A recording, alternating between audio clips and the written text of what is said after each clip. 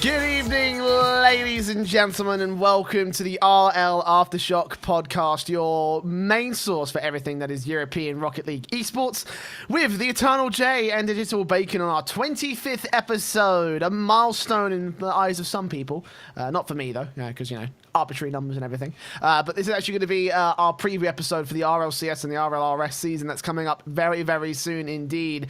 It is hot. It is hot right now, Bacon, isn't it? Welcome to the show. How you doing? Oh yeah, doing good. It's been a crazy week, what with loads of stuff going on behind the scenes as always, and then of course just sim racing going galore. So that's exciting stuff. But yeah, good to get back onto the normal bits and bobs of RLAfterShock, and it's been a very good week because we just had the RLRS Play-Ins. Yes, and we have a few things to say about that coming up in the mid portion of the show. And of course, as I mentioned, the RLCS and RLRS preview will also be going down as well. Meanwhile, on our news section, we're going to be talking about the ZLAN drama that went down this past week, as well as a breaking story that happened about last night to today with the hot takes. The hot takes, let's put it that way. But that sort of come up during the course of today's show. And I guess we'll start there with the news, I guess. A little bit has happened in between now and the last week. And, of course, with the RLRS Play-Ins, there's some retirements that we've had to endure, Bacon. A couple of significant ones, actually. I mean, we'll start with Pugze. Because he announced, I think just before the play-ins, that he was done basically. So he put out a tweet longer saying, "That's it, I'm done. That's it, GG. I've stopped playing." Thanked all for all the people that he's basically played with, the likes of Calix, Casio, Ocelon Speed, and all those guys. The last team that Pugze was on was Reason Gaming, and I'm not too surprised considering that since the end of the Elite Series, he hasn't really done anything. Yeah, he went quiet. It seems almost like he didn't really find anyone to fit in with for the upcoming RLRS, and just decided, you know what, I've had it with this esports thing. I'm just going to sort of like simmer on out. And out of the retirements that we're seeing at the moment, this is the only one I think that will stick. We'll still see him occasionally pop up in competitive things, like when the GFIN online sort of contenders for the Elite Series comes up down the line. I'd expect him to be playing in those, but more just for fun. He's not taking Rocket League seriously anymore. Unlike a lot of the other people, unlike a lot of the other people on Twitter, where just because they didn't make RLRS 2 nights ago, they just say, "That's it, I'm retiring," and then you see them sign up for a tournament a week later, and you're like, hang on a second. I don't think you know what retirement means, Pashy. I was waiting for you to make that. If you weren't going to make that joke, I was. But yeah, Pugze actually had a surprisingly underrated sort of career over the course of the EU scene. I think it was a pretty decent staple of the Elite Series since like Season 3. It was part of the Epsilon lineup, and obviously Reason Gaming. I was going to say had Epsilon that incredible. Was when he really burst on. Yeah. Yeah, Epsilon was when he burst on, and obviously the Reason Gaming lineup that had that incredible underdog run.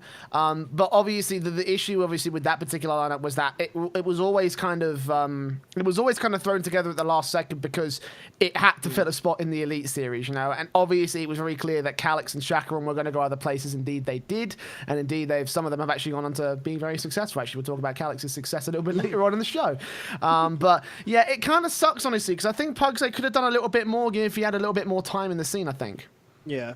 Well, it's that same case of I would look at his capabilities very similar to what Bilbo was doing, in the run-up to all of that. So Bilbo, of course, just making RLRS, and I thought Pugze was very much in that same spot. Again, though, just didn't look for a team for this coming up RLRS, so it just weren't going to happen. Unfortunate that we're losing a really good player, a proper GFIN standard player, considering the number of times he had played on in the GFIN Elite Series.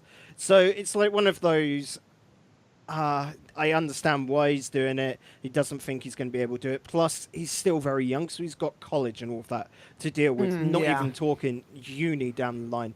And that's when you've got to start making those big decisions, especially if you're trying to gun for that RLCS level. RLRS is on that sort of like verge at the moment, where you either have to focus completely into Rocket League, especially with the amount of hours everyone's putting in at the moment, or you've just got to accept that you hope you make it in one season, that you can hope you can stick into it, And the thing about that as well is that obviously that's a choice that a lot of people are having to make right now. And that's not the only retirement that we've seen so far this week. Andem put out earlier today. You know Andem mostly from Triple Trouble back in the day. Part of that really, really big upcoming roster. And he's gone. He also said the exact same thing. He put it out. It's not even like messing about with it. Literally just said, "I quit. By the way. That's it. I'm done." And this is put out today, not like yesterday on April 1st, was April Fool's joke. No, he's pretty legit about it. And again, I can't really blame him too much because like he also said in a secondary tweet that he doesn't enjoy the game anymore, doesn't want to waste the hours. And again, this guy's 17. He's got to think about things very carefully because he's got university to come up. He's got still a world of education and a whole life ahead of him. He's not like us. The dudes who have decided we're going to commit full blown because we found avenues to work with. In a pro player scenario, it's not quite that simple when it comes to Rocket League. Yeah, Andem's one which I'm looking at going. We see it quite a lot. Again, it's after the whole RLRS thing. So for him to put that out today is a little bit different. Like maybe he has thought about it over the weekend. But again, this could just be normal RLRS depression. I want to call it like, post RLRS depression, which a lot of players get. You make it up to, let's say, the top 48 spot. And those are generally the players where they start on the edge because they're like, oh, I really wanted to make it in this season. I was good enough, but I can never get it. And so you do feel very down. And rightfully so. Again, we know we're going to talk about it later. Part of the problem is just having 4 open spots, but that is what it is. That's the sort of deal you make when you're competing for it. And again, the guys that can go, okay, we need to improve, sit together for the next season, are generally the ones that are strongest and know the whole grind. When I'm thinking of stuff like Chakron, who this is the first season he hasn't made it through in ages for the RLRS, he's the sort of one that I'm there going, okay, he's been around the scene long enough to which I think him saying that he is retiring, I would probably accept. But at the same time, I can see him go for that grind again because he wants to get back in next season. I know it just from Dooms EJ, where I talk to him every season he doesn't make it. And I'm going, oh, so you're going to go on to anything else? Like, one more season. That's been 4 or 5 seasons now. Love you, Ryan. That's it. Yeah, love you, mate. Oh, man. That's just it. When you want to get into it, you keep going. Yeah, and unfortunately, we are feeling a certain level of like player burnout these days, like especially with the current format of how the RLRS qualifiers work. In terms of you get 1 day to qualify, and if you don't do it, then that's you done for the next like 3, 4, 5 months. And for people who are in the esports mindset, you're not doing this for fun. You're doing this because you want to make a career out of it, because you want to you want to be a professional. You want to be the best in. You want to at least strive to be the best in the world. And when it's not financially viable to do that unless you're in the RLCS, you're going to see situations like this pop up more and more and more. So if there's someone you really like and they're not in the RLCS right now, don't get too attached to their careers is my word of advice right now. I think that's I think that is the word of the day right now, Bacon. Yeah. The only one that can really break that mold is like Jesse, who I'm going to quite frankly say is probably, it's like the whole meme of him being like the best player in the world and all that. But his streams, a lot of people enjoy them and he's making a living off of that. So all credit to him. He's like, I would probably think one of the only like streamers at the moment that isn't playing in the RLCS or RLRS that is actually doing incredibly well. So all credit to him for that sort of fan base pickup and the constant grind there. Just so you guys at home, we know audio is a little bit off sync. Don't worry about that. Tractor's in the background working in his little managing hands one-man to get army. that sorted. It's the problem when you're trying it's the problem when you're using Skype for video, clean feed for audio, and to him it sounds absolutely fine, but OBS has just taken them at a different rate. So he's having to go and sort of like feel it out. So it will get fixed eventually. Luckily for the guys listening on podcasts, though, they don't have to worry about that. Exactly. And of course, you can find that podcast on iTunes, Spotify, and Google Podcasts, and through anchor.fm/RLAfterShock, where you can find it on whatever platform. Like, we're on 10 at this point. So be sure to subscribe to that, and you can catch it on your local. Right, let's move on to the hashtag seamless plug. So let's talk about ZLAN. Speaking of seamless transitions, this oh my god. This was a fucking shit show. Let's not lie about it. So for those of you who didn't catch this story, essentially ZLAN is a LAN event of like French sort of streamers and content creators and guys who are very proficient in the French Rocket League scene. It's run by a guy called Zerator R, who basically is a Zerator, whatever. I have dyslexia. It's just edgy. He put the capitals at both ends. It's like proper 2005 vibes, back on the PS. Exactly, mate. Like the start when the PS3 came out. Yeah. Exactly. It's just missing a couple of X's. But so yeah, he put out a tweet longer recently talking about Rocket League getting cancelled at ZLAN, which is an event where a lot of French streamers, French enthusiasts, it sort of come and play, and I think it's like an activation thing, it's something like a casual sort of community sort of not tournament per se, but like a close to the TwitchCon, but more closer to a TwitchCon / Twitch Rivals sort of thing. Like it's pretty casual, pretty clean. Not anything to be regarded in the esports space. But this kind of rocked the French scene a little bit when they announced that Rocket League was cancelled and it was replaced with Disc Jam. And for those of you who don't want to read the twit longer, because you've got to translate it from French and everything, you've got to you basically, the footnotes of this is they tried to get like Psyonix's permission to get it all sorted out, right? And it took Psyonix forever to get anything back to them. And then when they heard about it, they eventually were told, yeah, you can't run this LAN event. Basically, you can't do this because it gets in the way of the RLCS, basically, and this.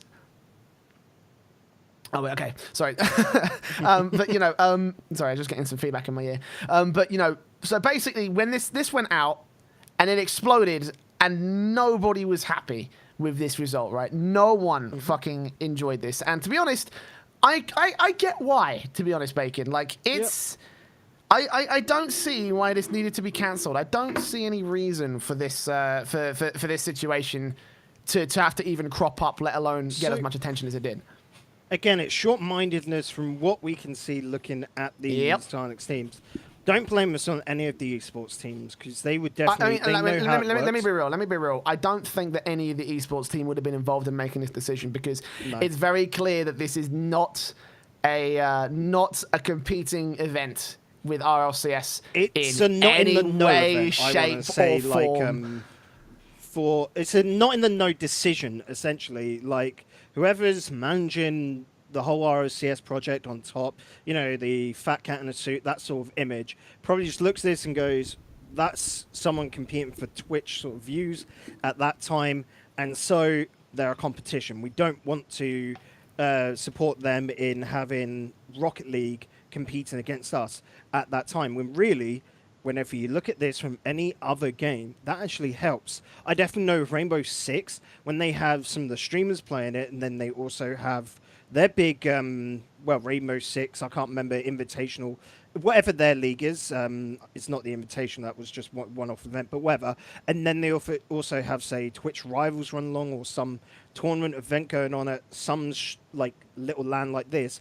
That boosts their viewership, and then interest in the game increases for a little bit afterwards. And that is a big problem we've got within Rocket League at the moment. And it's one of the very few esports where you get a massive boom, like not CS levels or League of Legends levels, where when there's a tournament, you instantly see 200,000 viewers there because that's a different level. But here, when you're going from a 4,000 viewer average to when RLCS is on 50, 60,000, that is a momentous... Immense.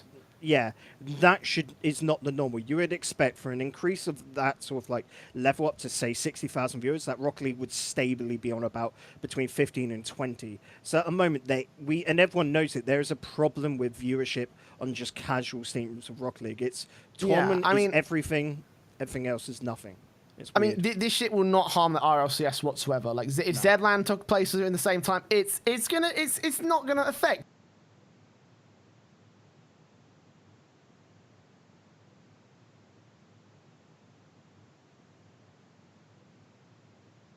teams in the world, or some people who are probably not speaking my language do some casual shitty scrub shit, like I'm pretty sure the the fucking, you know, the decision's pretty easy to make right there. But I think it does highlight a bit of a bigger problem, I think, with the esports landscape, because we talked about it a little bit last time on the last episode about the state of the scene address, and I mentioned sort of like how restrictive Psyonix are, and it's like if you're this restrictive, like it proves a very insecure nature around Psyonix's approach to the esports and just a general entertainment factor around their game, you know?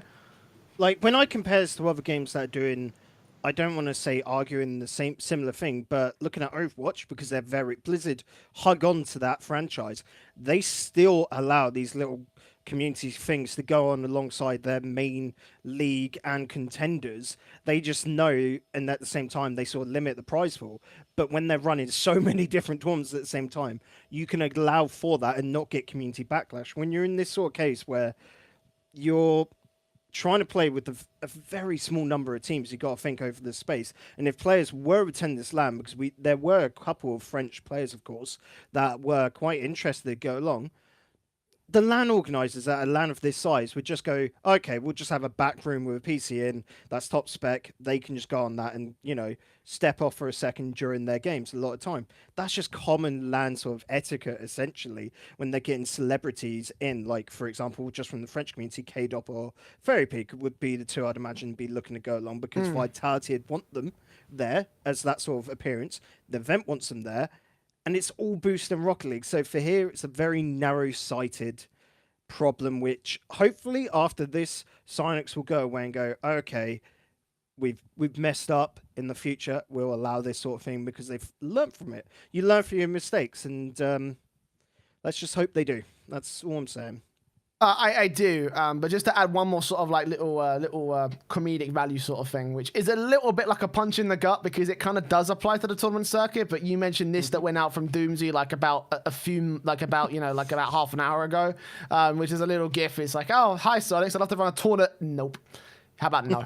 Essentially, which is strange because do you know again. What? Like, sorry, I'm going to say, like, talking to Psyonix and that, for them to not get a response within a month, I know whenever I spoke to the Psyonix guys, I can get, at the latest, next day responses. Excluding weekends, of course, and even then, sometimes I will still get it back because, you know, they've got Discord or whatever on their phone, and they just ping back through that avenue. But it definitely, to me, means that because of the month-long wait, they probably booked a meeting with higher-ups and had to explain what it was all about, and then got put through those sort of channels to which delayed it. The esports team, I think, wholeheartedly is not to blame, and it's definitely something which the higher-ups will learn from, and it will be allowed. Because, to my knowledge, this is the first sort of, like, event of this scale that wanted to feature Rocket League, essentially, like, because it's a content creator, like a VidCon sort of for YouTube and all of that, but with streaming in France.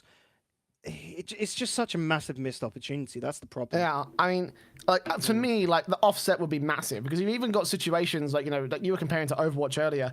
Like even Counter-Strike has had situations where we've got like DreamHack Open events being hosted alongside the major on the major weekend. It's like, of course you're not going to get the same viewership on the fucking DreamHack stuff, so just why not let it happen, you know? I mean, yeah, it's a bit of a different situation because Valve don't take control of that, but, you know, even companies realize that, you know, like, it's fine so long as you're not conflicting with, you know, with the major. Like, if you were going to offer another $1 million event alongside the major, then sure, but, like, DreamHack is designed to, DreamHack Open especially, is designed to be a lower tier sort of, like, you know, like, still prestigious tournament, but not, like, you know, to the point where it's feeding to the higher up. So, yeah, this is exactly where ZLAN would fit in if you were to, if you were to put it in a like-for-like scenario. So, you know, again, I don't see what the harm is. And yeah, and even then, at that point, it's ZLAN that loses out, technically, because people will look at it, look at ZLAN, look at them going on Rocket League, and then they'll go click onto RLCS. You were talking about CS. I can remember back during the London Major, you know, Face It Majors in London,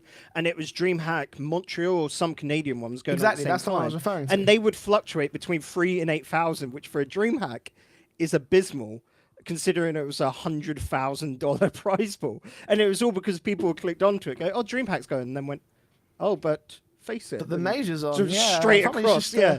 That's it. What's this? What's this? Who would I rather watch? Bravado or Astralis? I think I know who I'm going to fucking choose. You know, like, come on. Yeah, I was going to say, comparing that to Rocket League terms, that's like, I don't know, an RLRS game, Method versus... Who would I rather watch? Veloce, Dignitas or or do you want ARG? Dignitas? You know, Yeah. who would I pick? So yeah, there you go. I don't think we need to sort of talk about that anymore. Again, I feel like it's a really big missed opportunity. Yeah, again, it makes no sense to me. So let's move on to our next piece of news. Rocket League announced their dynamic duo that will be taking over the analyst desk this season. Obviously, there's been a bit of a shuffle going on in the in the talent space, and Leafex and Lula are going to be moving to permanent positions alongside Gibbs on the RLCS analyst desk, with Leafex actually taking the hosting role. We saw it last night for the weekend. Sorry, sorry, not last night. You think it's Monday? Oh. Yeah, I'm still getting used to the changing times of the show. Like I still think we're on Mondays at 5 o'clock. No, we're on Tuesday 7:30 for those of you who don't know. But yeah, so this shit, this shit is a thing. Leafex was doing fantastic as a host. I mean, already with Harden's squad state, he's been a very good host already. So do you know what? If there was one person to replace Axel Toss that would be able to fill the role, honestly, he would be the guy, in my opinion. So, in terms of that, I've got no problems with this at all. I just think it's really, really cool to see him sort of take a bit more of a senior role within the the RLCS. Yeah, it's a move that makes sense. Like, we're looking at this and like, why is this change move? Me and Jay, like the other night, we're just talking about, and it looks like this is Cynix trying to develop the RLCS. We saw Achieves, Jorby, Corelli step on through to that level, and near enough looking at this, expecting them to be on the RLCS next season, essentially, to be able to fill that very similar role. And that's great because we love those guys. It's just a little bit odd. Axel Toss has been doing RLCS for so long that it's like losing the front man, of RLCS. So it'll take a little bit of time to readjust for that one. Yeah, but I still think the Leafex did a great job, all things considered. Again, I'm not really too much of a hater about this one. Despite my staunch criticisms of Rocket League and RLCS in the past, this is still absolutely. This is still absolutely fine, I think. So yeah, I'm excited to see what Leaf and Lawler will do. It sucks that we're losing Lawler from the casting desk, but again, I'm not too much of a fight about this one. Right. Talk about some rosters. Vikings in particular, because they were in limbo up until this past weekend, where finally Maestro broke the fucking silence and said, "Okay, we're going to be playing under the RLRS. We're going to be playing in the RLRS, and our full lineup is going to be Maestro, Pondex, and Mummy Snow." So it basically is what we were always suspecting. Yeah, Mummy Snow was going to come back, and Pondex was going to get picked up. It's going to be another full Danish lineup to try and compete in the RLRS this season.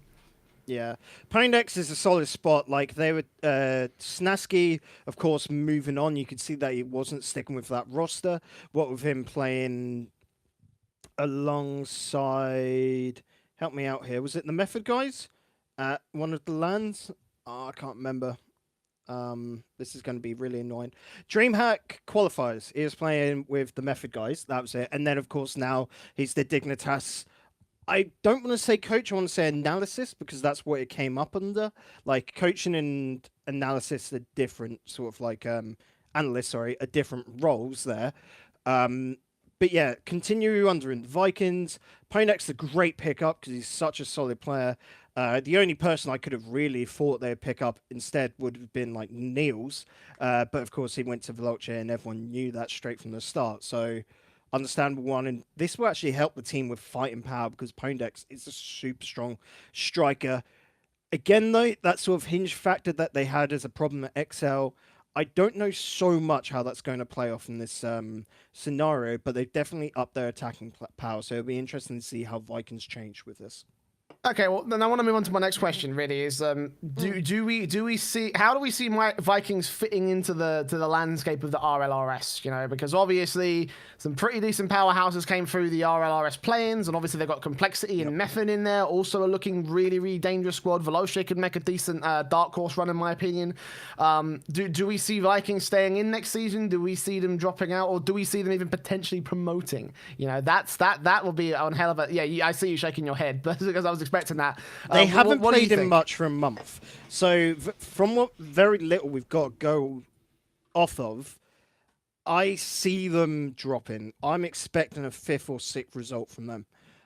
So not the worst in the world, but of course, with the current, design of the tournament structure, that means they're dropping out. Like, if we look at the teams that are going to be in next season, no, I really can't see it. Method are looking solid as ever. I'm expecting another 3rd, 4th result from them. We look at Veloce. They have the potential to be really hot. Complexity, with what run they had, like, they're one of the teams you gun for top 2. Xenomoon are absolutely nuts. They're really picking up steam, and they could be a scary one. Same as ARG. Right-overs are probably my most questionable team. They've got so much potential, but they're still very untested, where they formed very late. And Baguette Squad, looking at this again, I think Vikings could even be struggling down the bottom end. I said 5th, 6th, even potential 6th, 7th now, looking at everything like considered, because it's the old guard, essentially, Jay, where are they up to snuff against these teams and players that are really coming through? Like, I'm looking at, say, right-overs and looking at how dangerous that team could be. You've got Calix, who is just an RLRS player 3. You've got Bilbo, the new blood, who I was singing his praise last season, when he was on Epsilon. And then Skyline, who is always been an underestimated RLCS player, and I still think he is RLCS caliber, but he's just not flashy. He's a midfielder. He's not going to do anything outstanding, but he's got Bilbo on that roster, take attack, and then Calix to fit in anywhere. That is going to be a team that I think could break the mold, alongside ARG and Xenomoon, who people already have high expectations on coming into things. This RLRS season is going to be absolutely nuts to watch. Like, when we've got RLCS being the most stacked RLCS ever, I'm still looking, like last season, at RLRS and going, that's going to be the one to see, because that is just unexpected results. You don't know what's going to happen there. Now, we'll talk more about that in detail as we get to our later portion of the show, because we have got a full-blown preview of everything that is the RLCS and the RLRS coming up at the very top end of the tail end of the show, I should say. But before we did that, one more piece of news, because this broke last night or earlier today in the segment I'm going to call "What Gave Me an Aneurysm" in Rocket League. Oh my God! Like, there are some hot takes that are so fucking true in the world today. Mm-hmm. This is not one of them. This is absolutely not one of them, unfortunately. RLRS caster Stax. And I also want to give a shout out to my boy Trox for this one, because he kind of put this into the public domain and sort of like really gave this some sort of room to breathe. He said this in regards to the RLRS play-in bracket. Quote, "People need to understand something, and it's one of the very few things I constantly disagree with Cloud Fuel on. The goal of the RLCS Rival Series qualifiers, anything with a bracket, is not to objectively quantify who the best teams are and reward them for being the best. It's about the entertainment factor of having a bracket and top players playing under that level of stress." Oh, Jesus. Oh, God. For one, you're disagreeing with the guy that made the bracket and system, so that's a little bit yikes. But I get the idea that he's trying to come across, but as always, and I will say it, if one man within the Rocket League community needs just Twitter taken away from him, it's Stax. He cannot write a tweet to save his life. He's a great caster, but Jesus, dude, you just cannot stop. Like, in this case, he's basically trying to say the whole point of RLCS is entertainment. It's to get, that out there, essentially. The same as, like, American football and that. It's not about the best teams as such, but the most entertainment factors from it. To which you're just there going, not when it's the premier thing. That's such an American thing to say as well. It's just like, oh, for fuck's sake, my dude, please. Oh my god. Like, one of the things that always tilts me about Counter-Strike is especially like the casual fans, like not like the super elite guys, not like the guys that really fucking care about the scene, but the guys who sort of like just casually watch, is that the only thing they really care about is the fireworks display, right? And that kind of thing really, like, it goes to some really, really dark places as a result, you know? Like, I'm not sure we're quite there with Rocket League yet, but, like, this is the start of the slippery slope, okay? Like, let's not beat around the bush. The RLRS Play-In formula and the general qualification style for RLRS, it's very outdated at this stage. Like, the whole system is probably very outdated. And if you haven't got a system which doesn't fucking give the best the opportunity to shine in the World Championship, then something is very seriously wrong with the RLCS as a whole, right? And I remember I saw something along the lines of during on the Reddit thread that made it all just currently on the top page actually right now as we're speaking. Someone's made the equivalence to the March Madness stuff from is it NBA or collegiate basketball? I can't remember. I don't give a shit. But you know, like it gave sort of like oh, it's an entertainment style of tournament. It's like no. This is not an entertainment style of tournament. This is the World fucking Championship. This is where the best of the best come to play, right?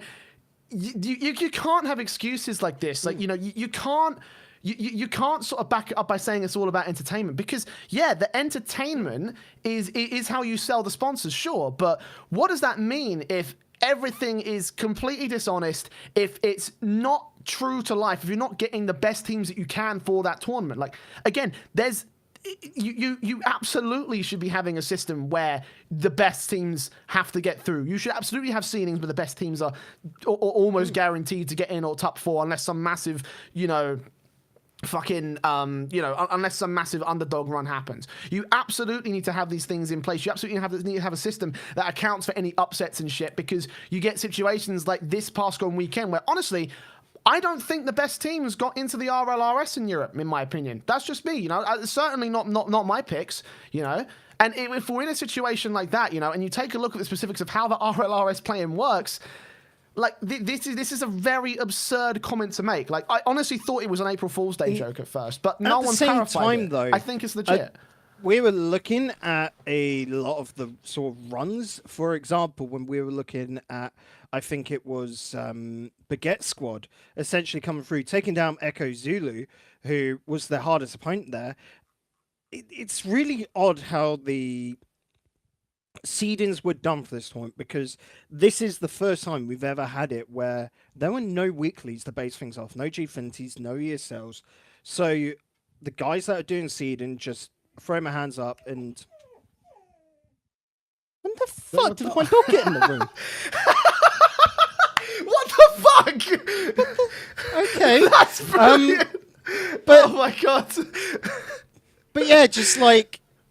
I have, like, whoever did seeding, I give them full credit. Stuff like, you know, Xenomoon and Main Contain Nuts, I wouldn't have put first or second seed. Like, I would have put someone like Dutch Bim Bam or Team Echo Zulu for that long-standing form they've had there. But I don't blame them. Stuff like Savet Geneva with 47th seed and them getting all the way through to 8th. We know from their caliber that...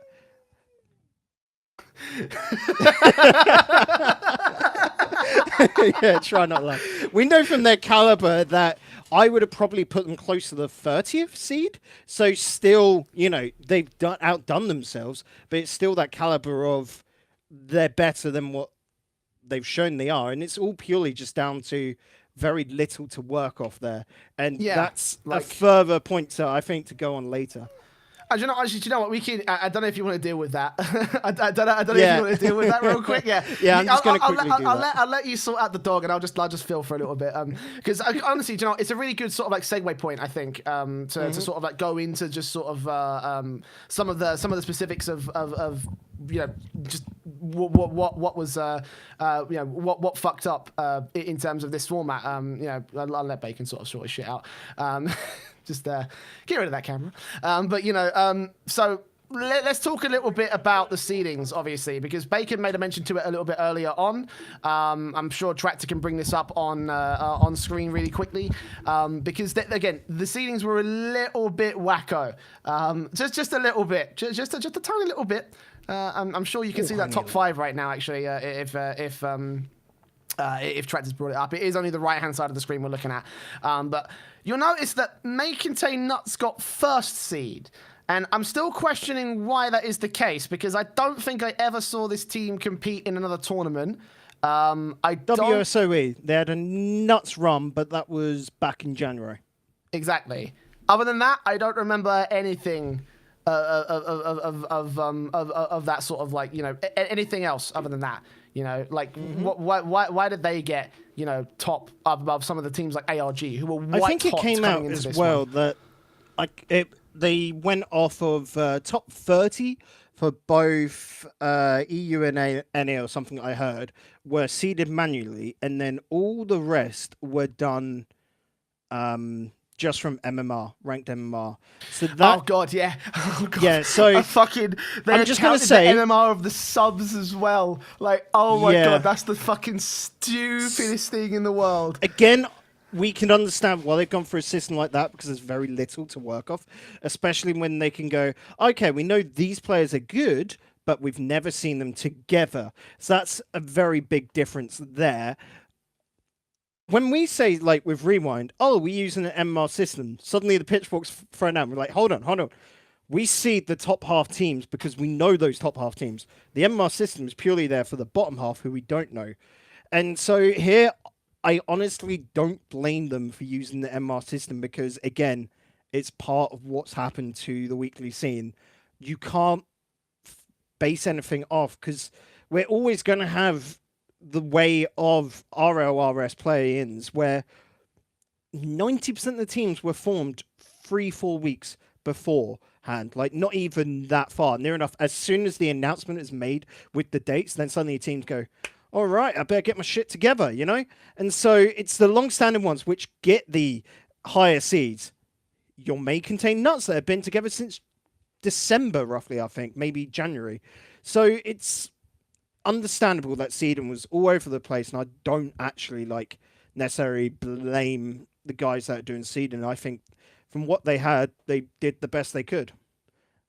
I mean, yeah, I think it's more of a comment about fucking the system again. You know, like, you know, the play-in system is outdated. It very clearly is. These seedings are kind of. Did you see how they did things for South America? So yeah, actually, I did. Like I didn't see the specific system itself, but I know that for the qualifiers, essentially for South America, what would otherwise be the play-in, essentially, they actually had a GSL group stage. No, sorry, a round robin group stage. Scratch that. Excuse me, I'm being a fucking idiot. So, you know, that in my opinion would have worked much fucking better. For the context. Essentially, everyone went through single elim to get. I think it was 2 sets, essentially, of your top 4 teams, to which they did across 2 different, like, closed qualifiers. So essentially, you did single elim to find your top. 4 times 8 is 32? Yes. 32 teams. No, your top 16. 32 teams. No, sorry, I'm being an idiot. Sorry, fucking, yeah, continue. All right, there we go. And then they split those off into groups of 4 based on seeding, to which then the top 8 from all those groups went on into RLCS. That, to me, is fantastic, because not only do you have the single elim aspect, but then you've got that sort of redemption of the second day. You could absolutely bomb it out, come out a second chance in a different qualifier. So essentially you had 2 separate single elim qualifiers to make it into 2 different brackets. So it was... Oh, they had 4 groups of 4. Top team in each made, bottom team was out. Middle 2 teams were seeded. I didn't see that second part. Well, that's the thing, though. Like, he's regardless of Already sort of a better system. intricacies. Yeah, exactly. You know, it's already a better system. The best teams from the groups get to move on. The two middle guys get the chance, sort of like to get a second opportunity at the Sam series, and the ones in the middle, okay, we didn't quite go as far as the ones at the top, so you get another chance at a bracket. Yeah. You know, like rather than just this mass. And not to mention, I'm pretty sure that this all took over. The entire system took course over the course of 2 days. Right? Now, the whole 128 team system for EU took place over 8 fucking hours, right? Like, that's absolutely insane, right? The level you have to sort of like concentrate at for a long amount of time, for that kind of period of time, and just going and going and going and playing, like, you're never going to replicate that in the RLCS. So why does it have to, you know, be prevalent here? And I'm all for making matches important and making as many matches important as possible, but there is a balancing act. You can't make every fucking match massively, hilariously important to the point where this loss could cost you your entire season. Case in point, the RLRS system that fucked up Secret last season. You know, like, and again, the system is outdated. This should not be the way that things work in qualification. Like, we need an overhaul. Everything needs an overhaul. We've seen, like, just taking TCS for an example, they did a very much so they handled it. We're working alongside them. I would argue they handled it wrong to some degree, what with the relegations and then next season having open qualifiers again, but they're a different org, and it was them learning on the spot essentially to the Rocket League community. So into their second season, they jumped it up from 8 teams into 10 and allowed, you know, new teams to qualify and to pick those 2 spots up. What we'd love to see here is coming up to the end of this season, suddenly they go, okay, what we're going to do is throw everything into a ringer. We're going to put it to an 8-team sort of promotion relegation playoff, to which from that we're going to take 6 teams on through, and then bump the RLCS up to 10 teams, and then get whoever knocks down to keep that safe spot, and then you would have at least 6 to have 8 in RLRS. I'd argue to go to 10, maybe even 12 there, and extend everything out there just in one fell swoop, just near enough pull that band-aid straight off. You know, just just to go back to your point about can't keep on. Yeah, just to go back to your point about sort of like teams forming in like a few weeks before the actual qualifiers, like imagine, do you know what would actually sort this problem out, you know, in terms of the qualifying and you know, sort of like relegation system is, why don't you just add a few more steps to that ladder, you know, something I brought up for the past 4 or 5 weeks or so, you know? That way you have teams that are competing in a big, long tournament circuit that if they do make changes, they're going to have to sacrifice their spot in that tournament circuit, and therefore gives you a defined, definitive, working, up-to-date, with the times path to pro. That way you don't have to fuck about with seedings. That way we don't have to worry about 2 losses being the end of your season for the next 6 months. You know, that way we don't have to worry about these things, you know. We need to have this shit updated, because OCE certainly is looking much better in terms of its format. South America, for fuck's sake, is looking better in its format. Like, that's probably the best format I've seen in a qualifier ever, you know, forever for Rocket League, you know? Like, you know, and that's to initiate the first season. They're probably going to keep top 2, maybe even top 4 teams along for next season, to which, from what I've heard anyway, Sonics is fully allowing them, the dog's back, allowing them to... How the fuck did he get in? My mum clearly doesn't like him at the moment. Yeah, the door just opens, he runs in. It works. But yeah, clearly there's different allowances. And so if South America are allowed to run things that way within some guidelines, why can't they adjust things up themselves? It seems a little bit weird. Yeah, I mean... We can bang on about this all day, because there were other problems, I feel like, with the RLRS, yeah, just the way that it was sort of conducted. And this is going to get me in hot water again, Bacon. But I was not a fan of the broadcast. I just wasn't. Like, this was very embarrassing for the EU scene. Like, you know, we talk about the depth, we talk about how much we have in terms of, like, you know, the talent in the European scene, but... You know, again, I'm not sure if this is a comment on the state of the broadcast of RLCS or the importance of the play-ins, you know, in the eyes of Psyonix. I would say play-ins, not the whole thing. Right. Okay, fair enough. Get into all this. So first things first, technical side. There were no logos for the squads that made it in. Not even for complexity to fucking, you know, in the RLCS last season, who are one of the biggest organizations on the planet. Like, yeah, that's absolutely stellar. Like, you know, like, come and it's on. not hard to come do. on. Like, That's not hard to do. We do it for simple score overlays where essentially you just have it all linked up on our end anyway to a Google Drive, to which essentially a spreadsheet pulls out those images and puts them on there. So ahead of time, you can just literally go, okay, this team made that spot. And we're just talking about using Google Sheets here. They'll have a whole X panel on back-end broadcasting software to be able to do that, especially made for this stuff. And it was just left out. That to me is... We've never seen it at that level before where it's just forgotten, and I'm hoping it is just something that was forgotten and whoever got a little slippy slappy. Well, even then, you know, in theory, you should be able to back of the fix it hand. relatively quickly, because you, especially, they didn't even do it with the complexity logo. Like, you know, that should be something you have on record, because you've been using it for the past season or two. You know, you've been using it since, you know, what was it? Actually, the complexity were in Landon. So there you go. Like, you know, they've been using it for 2 seasons. Why not here and now? And if you know, not, like, it's so hard to, it's so easy to pull off the internet anyway. like even from the perspective of the guys running the play-ins, the play-ins are not that important. So let's find a new way to sort them out. But the next thing I want to talk about the broadcast was the analysts. And again, I hate giving shit to these guys because I know how professional they are. I know how good they are. But when you have an analyst going on the desk saying, I do not know who the Baguette squad are, and therefore picking the overall loser of the match because you didn't bother to do that research, like, that's right. Okay, I take commentary and I take analysis and I take broadcasting very seriously. That's an embarrassment. That is an embarrassment. If I did that in Counter-Strike, I'm not getting another job again.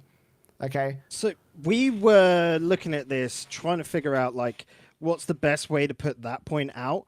And it's essentially, again, down to the whole no weekly scene, so no results to have a look at. And so at that point, there would still been the broadcast of the Renegade Cups to be able to look at these players, which they should have been doing anyway, because that's what every commentator, every analysis has to do. It's part of your 9 to 5, essentially. If a tournament goes on, you're not commentating it. You're still watching it, or at least watching highlights and being able to keep up on all the results, that sort of thing. So for that to happen was very much... yikes. EU is just getting overlooked this season. And again, it's part of the whole problem when you have an entire NA crew. It's natural that things get slipped through. We know from just having a look at, we're getting involved with the Asian scene. I'm having to do so much reading into their sort of shit because I've been out of the loop for 6 months, so I don't really know what's going on. So I've got to read up on that because that's my job. But here's the thing, though, right? You say it's natural that you know, people from another scene won't be able to understand the intricacies of the new scene. Well, that's what research is for. When the Elite Series first launched up, for those of you who might not be aware, who weren't around since Season 1 and 2, we had Counter-Strike in Seasons 1 and 2. And the specific focus was UK Counter-Strike. Okay, and the commentary guys that were bringing in, not all of them were inherently sort of like natural. They weren't like, you know, guys like me who have been around UK Counter-Strike for years at that point. They were guys like Machine and Pansy and Henry G, who at one point have gone on to move to do international stuff and have been much more around the international circuit. Do you know what those guys did? They slid into my DMs. They slid into the DMs of especially the color casters as well. They came in and they were like, look, we're going to be doing this tournament circuit. We'd like to know some stuff about the teams. If you've got an hour to spare, we can sit down, we can have a chat, right? Because that's what a professional does. Bacon, did you get a message from any of the RLCS analysts about ARG or Xenomoon or any of those guys? Nope, but I did during the Renegade Cup stuff, you know, so that's the big difference. But those were the other casters from the Renegade Cup, though, you know. Did you know anyone else who got a message from the guys who are running the play-ins about... There you go. You know, like that again. If that happened, if I was in that position and I did that in a Counter-Strike tournament, I'm not getting another job again. Yeah, and we're not just saying about talking to us casters. Like Tylacto put in chat, I didn't hear about anyone whatsoever getting asked for stats, little insight. Didn't hear about players getting talked to, which is part of it. This whole everything seemed very rushed and not thought out, which is the first season where that's sort of been a problem, and it's worrying, essentially. Yeah, and again, it's the reason why we do this podcast and the reason why we're so irate, because, like, come on, we've talked about this again and again. We've said this sort of stuff again and again. You know, EU depth is a meme because it's true, right? Like, come on, let's respect that depth to a certain extent. The real showing of that as well. The EU depth, it just keeps getting stronger and stronger each season. I was looking at the NA depth, and I was there going, it seems to always be quite, I want to say, kiddie pool level in comparison to the ocean. Not that, when it almost looks like for NA you've got 4 spots, of course, and there's up to about 12 teams competing for that, which is generally that's what this sort of like the RLRS Play-Ins were sort of like targeted at. There's going to be 12 teams realistically with a good shot in this. When we looked at EU and there's 30 plus that can make it in, it's night and day.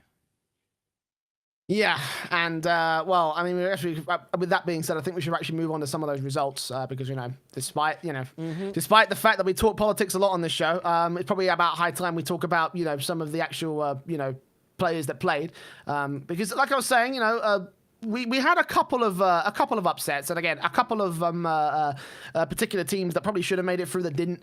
I guess the bracket's going to come out on stream. You can on the stream right now. You can see the upper bracket. The Right Overs and the Baguette Squad made it in as those 2 top teams from the upper bracket. The Right Overs only dropping a single game, and over in the lower bracket, ARG and Xenomoon, who are the only 2 picks from me and Jam's special prediction episode, which actually made it in to the actual RLRS. So.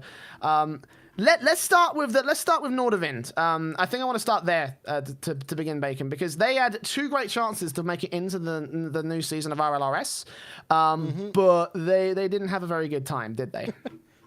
Well, and it's a very interesting one because you say good chances. This is probably the best chance they'd ever get. Straight off the bat, Monarchy were doing nuts stuff. Big credit to them. GMS and Nexi I hadn't seen for ages, so for them to come back. They've always been nuts. For them to take down Xenomoon, then that Subvert Geneva side, and then Nordavind coming through, I would have looked at that and probably gone, oh shit, these guys are on a run. This is going to be the miraculous Monarchy sort of like revival. But unfortunately, down with the Monarchy and Nordavind 3-0 them, which is completely, again, unexpected. But they took down 3-0 against GameFist, against Childish Gambimbam, who, looking at this, like before coming in, I would have rated them higher because, I don't know, Nordavind always seemed to flop. We've seen it for a good while. But Tadar, Chiro, and Breezy. Breezy is coming in hot shit. Tadar is coming in hot shit. Chiro is always a staple. Sort of like RLRS players, so you'd look at that and go, actually, maybe they've got a good chance, especially when they just 3-0'd the ex-Savet side. Unfortunately, not going to be. And then against the Baguette Squad, they did fairly good. Nordavind were on a good tear, but then unfortunately, they had the Baguette Squad, which are some nuts French players, and then they had the most nuts Spanish players to go up against. Yeah, so, that really was unfortunate. Like, for me, I mean, like, I definitely had Nordavind to go over Baguette Squad. I mean, it was a goal difference that was between them and making it into the RLRS, right?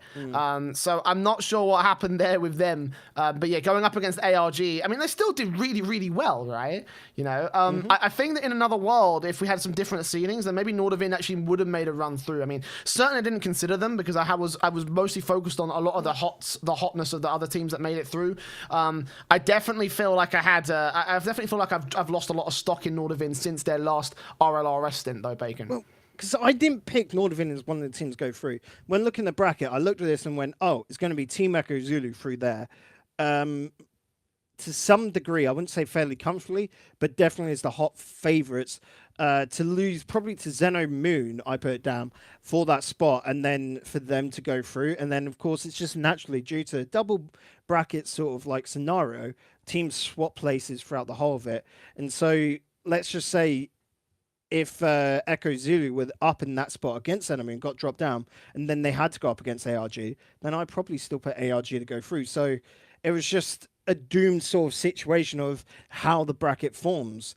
Like in other cases, when you got main contained nuts, losing them round 1 of the winners bracket, and then intellectuals coming through, then losing to right overs, it's just all craziness, essentially, there. Yeah, Yeah, actually, no, talking about the right overs real quick. Actually, I want to jump to them actually because this is a team that we're kind of like we very much overlooked them when me and Jam did our preview show. I think we certainly did as well. Skyline's been out of the picture for a while, and Bilbo and Calix, sure, they're great, but I honestly would have put Bilbo in with the likes of a Junior and Breezy and had that like he's super been out of the powerhouse picture team. for a while. He was playing last season in RLCS. It's just because the off season feels so long. Exactly. Again, if we had some LAN events where maybe he could have made it on, then I probably would have had a very different tune going into this one. But, he's been out of the picture for a little bit. Like, there were intimations that he'd go back to the Swiss scene. But obviously this roster came through and I really wasn't sure where to weigh it up. It's actually a pretty big fucking team. They dropped a single game in their course of the entire bracket run, again, and that was that one game against the Intellectuals that went 3-1. But other than that, even the game before that was a 6-0. The game after that was a 6-2. Like, they were fucking insane. Is looking at this, and I'm worried they're suddenly going to go, right overs. They're going to be the team to beat, higher C coming through the play-ins. You're like, that feels very much like it's a one-day thing. They have to earn it. Right overs are a very new team. I mean, look, to me, the hot favorites we can coming talk through about ARG and Xenomoon still. We could talk about these results in isolation when it comes to talking about just what they've been able to do in this bracket. But obviously, the RLRS season is going to be a completely different story. And again, they were great. They did fantastic in this one. They had some really good roster to face off against. AS Monaco's pretty good. Katafe's pretty good. Obviously, the Intellectuals are very good. And Dutch Bim Bam were one of my picks actually to make it through into the RLRS. So again, it's a good achievement. But what can they do in the future is the real question for Skyline and his new team. I'm hoping Skyline has just been in and out of RLCS with so many different teams throughout the years that he's going to just keep that tradition going. I mainly say that because, again, Bilbo I see as being one of the next big players. Sort of like with his current playstyle, he could make it there. He's still young. Skyline, in a lot of ways, I want so badly the storyline, him making top 2, going up against Mouse in the playoffs, like the promotion relegation. Look, it's probably more likely smacking them down, showing them who's boss. I want that so bad, but the problem with that, Jay, is one of the other teams won't be in top 2, and you can't pick favoritism in RLRS. Let's be real here, Bacon. Let's be real here, okay? There's a more likely chance that Now Sports will get relegated to the RLRS first, okay? So we can see them lay the smackdown in the next season of RLRS instead. All right, okay, so they've just got to stay top 4. Let's root for the right overs, just saying in the top 4 at the very least. And then, look, right, it would be great if obviously they came top 2, Mouse Sports came bottom 2, and then they smacked them out in the final decider match. That would be a great storyline. We'll get to that when we get to that, if we get to that in the first place. But let's talk about some more of the squads. Obviously, we picked Dutch Bim Bam and Echo Zulu, or MCon and Echo Zulu, as they were known back before when we made that preview episode. We talked about them and we said, right, these Dutch squads, they're going to be looking extremely good. We picked them in, but neither of them actually made it into the RLRS, which is a bit of a disappointment, really, because especially in the case of Echo Zulu. Those guys came out of DreamHack looking like hot shit, but hot shit obviously stinks like hell. Let's put so DreamHack was sort of like a one-off. It feels like before that we saw they were developing. No one before that DreamHack run would have put them in for the run-ins for a spot. This kind of RLRS. The problem being that DreamHack happened, so they suddenly became to the top of everyone's list, essentially, which is fair enough. But again, if you had all the weeklies, you would have been able to see, okay, it was just more of a one-off. Don't get me wrong, they're still nuts players, but I'm saying they're not matured yet. Team Echo Zulu, stay together, and next season you'll have a very good sort of chance because they're still growing. You can see over time they're still improving as a team as that chemistry gets better and they get better mechanically themselves. I just want to make it abundantly clear, by the way, I had no intention to diss the Echo Zulu side. But again, they lost against the Baguette squad, who, in the end, they did end up, making their way in, beat up Nordovin, but it was still a close series, and then they ended up falling out to May Contain Nuts. So again, I probably would have had Echo Zulu to go over MCN, just by, but again, I'm not 100% convinced that it would have been the easiest affair, but I certainly would have picked them over in Game 5, and they didn't quite make that happen, even though they were on match point. And I mean, the other situation would have been them going against ARG. If they made it that far and then lost to ARG, then I absolutely would have been like, okay, fair enough. That's a pretty good match. One that I certainly would have wanted to see on stream.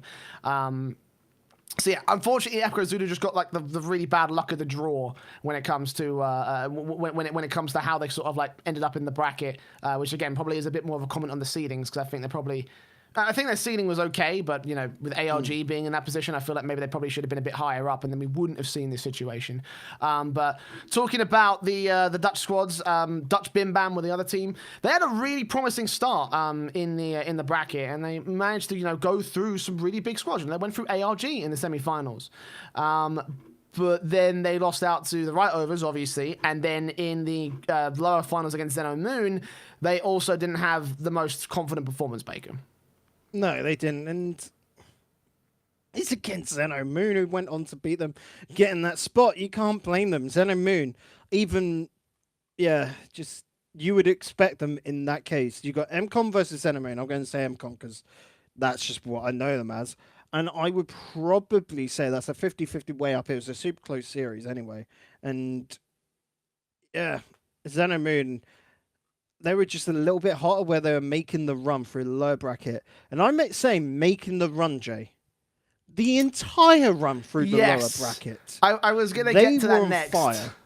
Yeah. Like this was the most. This was probably the most clutch run we've ever seen in the RLRS qualifiers, including that Bricks run from last season.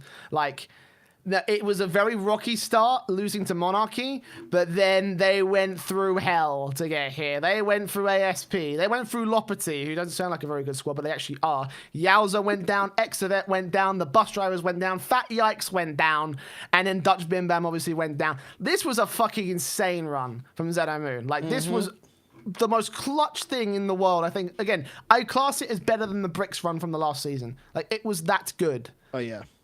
Well, because the problem here, so essentially every player knows it.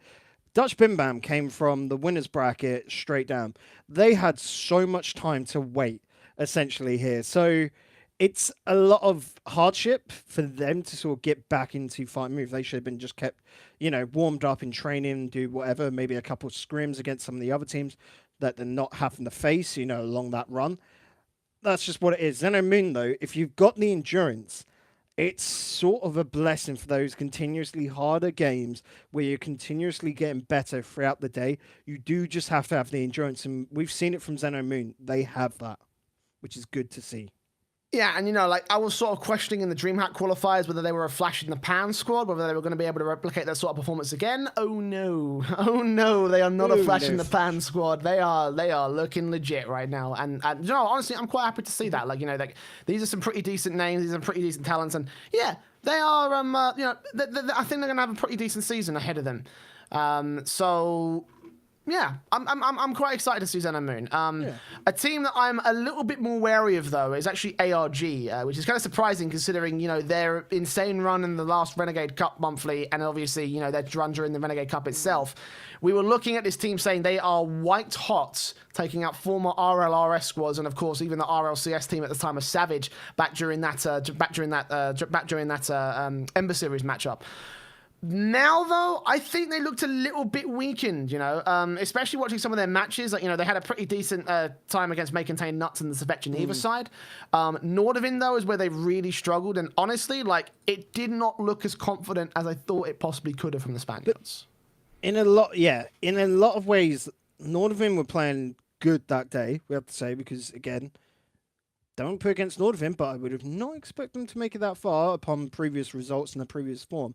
The difference being, though, if you're looking at that and going, ARG weren't as confident, they weren't playing as well, but they still make it through, that is a fucking credit. I look at it and go, when you're not playing on your top form, but you're still good enough to beat everyone else, that's pretty darn dope.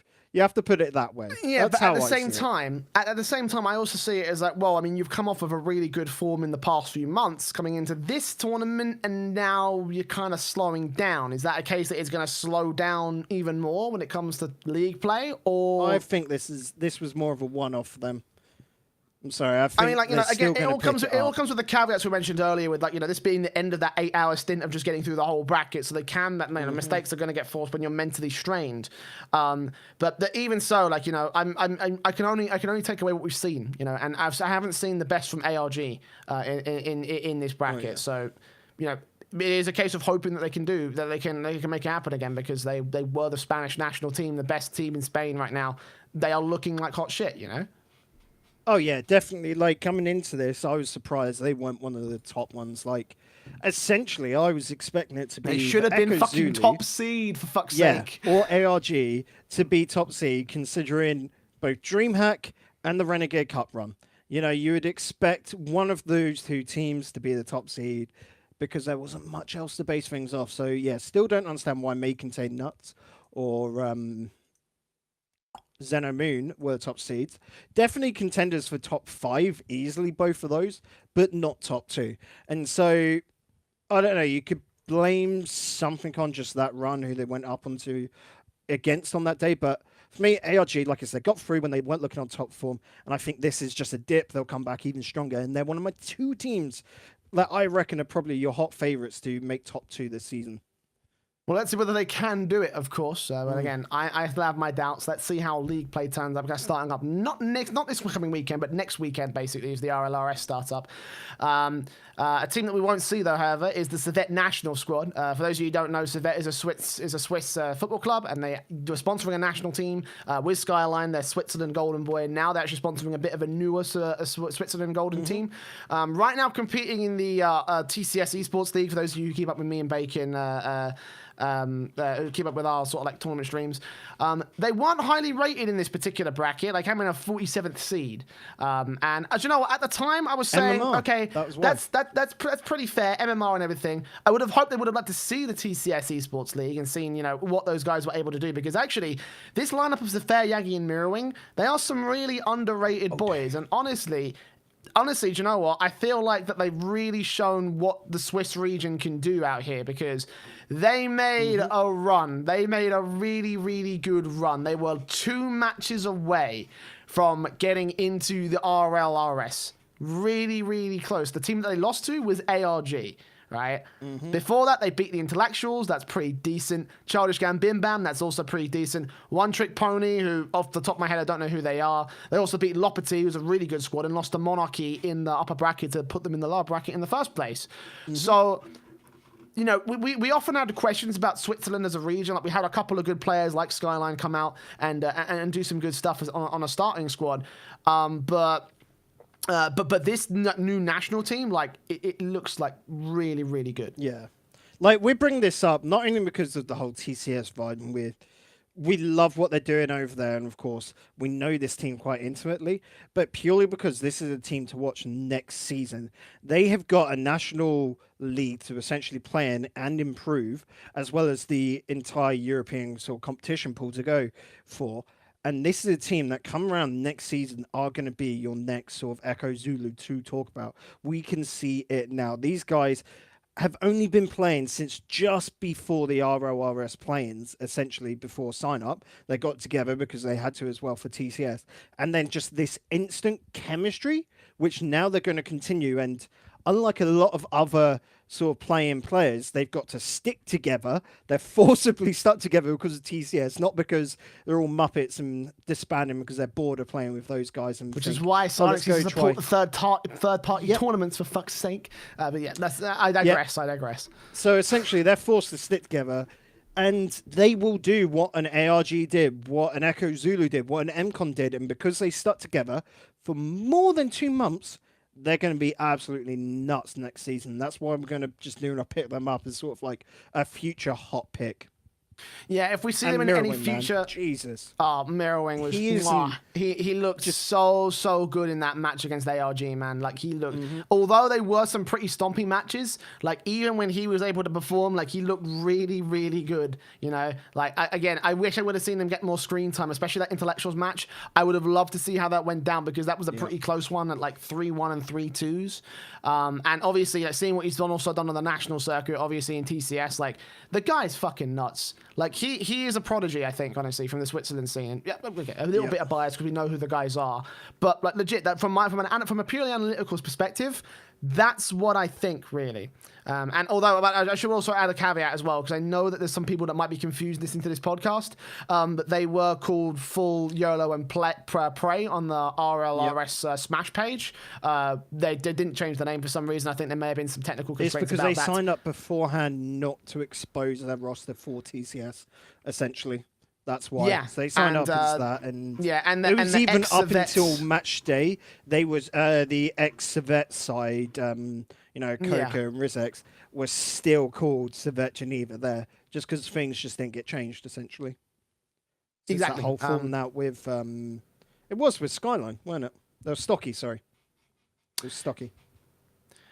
Yeah, so yeah, I'm excited to see what Switzerland can do, and make sure you watch that TCS Esports League stuff if you haven't. Again, if you want to see more of what Savet Geneva can do, like right now they're 6-0 in terms of game difference on that league right now. I mean, they're going to run away this season. They're going to have a good fucking season. So if you want to see more of that squad and see like what could possibly be a really good what could possibly be a really a really good team to watch for the next off season and the next season coming up, then yeah, that's the team to watch. So unlucky in this case, but again, really good showing from them, from climbing from 47th seed, like not half bad. And the last team we're going to focus on, the last region we're going to focus on is France, the Baguette squad, the other team that made it up from the top end of the bracket. Again, this is a team that I didn't really have in the books right now to make it in as that top as part of that top five. Sorry, that top this four. was like the old Exalty team, essentially. So whenever you saw the Exalty name, you're there like, imagine back to the old Gfinity weeklies. You'd be there like, oh, Exalty, we're expecting them in the quarterfinals. No further. Like, that's generally where they dropped. And so for them to get this far, I'm a little worried because I think this could be Baguette squad like having an awesome day and overperforming. This is one which I'm looking at and going, they're going to have to impress me in the first week of league play because I don't have high hopes, and it's purely because of previous results. You know, they're all good players, yes, they're all awesome players, but compared to their competition, they will find this tough, I think. And again, I hope they prove me wrong there because it's all the charm of the RLRS and why I prefer it over the RLCS, because there's a lot of unpredictable nature to it. That's the entertainment factor. Yeah, I mean, I do have some questions about Baguette's squad's sort of like run, because like, you know, the only team that gave them hell was Fat Yikes. They beat like a Zulu, which is also pretty good, but then the next team they faced was against the Bus Drivers, who, they're okay. And obviously against Nordavin's side is where they really had their performance. So I'm not sure. Again, I feel like I'm in sort of like a similar boat to you. I'm not sure how far they can actually go in the grand scale of things. Just because, like, you know, again, these are good players. They're a good French team, but they're not the French team that I personally would have picked to go above. To be sort of like the representative of that particular country, and especially when you consider the likes of the Netherlands guys, I wouldn't have really picked them to be part of that top four, Yeah, you're making me think there. Who would I have picked if I had to pick a French team? And I'm there going, it would probably be the current Exalty roster.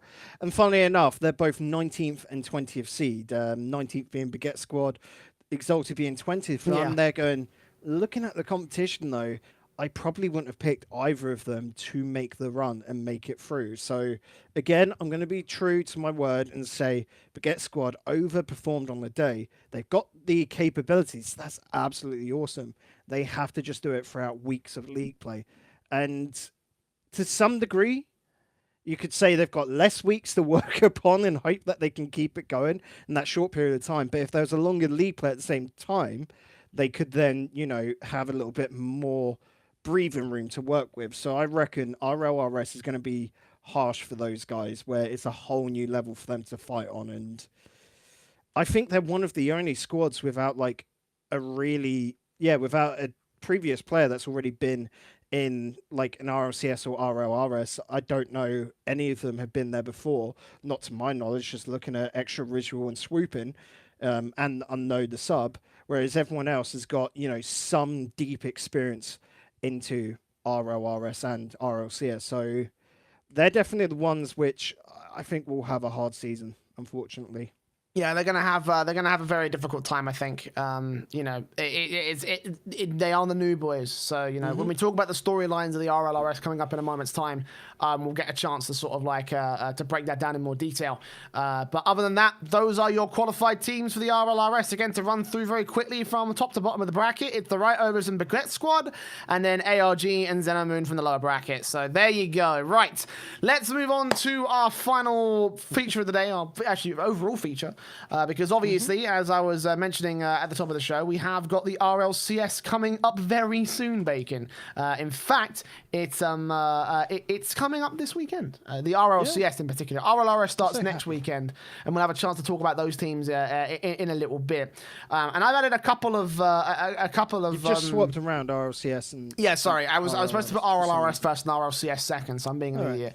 But we're going to be talking about some of the storylines, some of the teams to watch, some of the guys that some of the things we really want to point out in this particular season, because there are a few things going on. There are a few little bits and pieces that we'd like to talk about. We're going to start with the RLRS because obviously the dramatic sort of fashion in complexities sort of camp is one thing that I wanted to focus on individually, because they had a very dire season last season, and then picking up Flakes, they managed to have a really good qualifier run, and now they're here in the RLRS ready to play. And is it a case that they're going to rise from the ashes, Bacon? You're shaking your head like no. I'm looking at that, just thinking in my head, I've got a terrible pun, and it's just that they've fixed a lot of problems, it seems. So just because of the... I love it already. Just your science there. But just because of the just because of the DreamHack qualifiers, we saw them completely smash it out of the park, of course. Coming through to the actual LAN event itself, it wasn't anything stellar, but it was already better than what they were playing with previously. So I'm a happy boy. They've gone quiet, but those guys would have been scrimming the RLCS teams, no doubt. So I don't know results from scrimming, and really you can't take results because it's a weird sort of area. So technically, if you're winning your scrims, then that's a bad indication, because it means the opposite team's probably changing stuff up.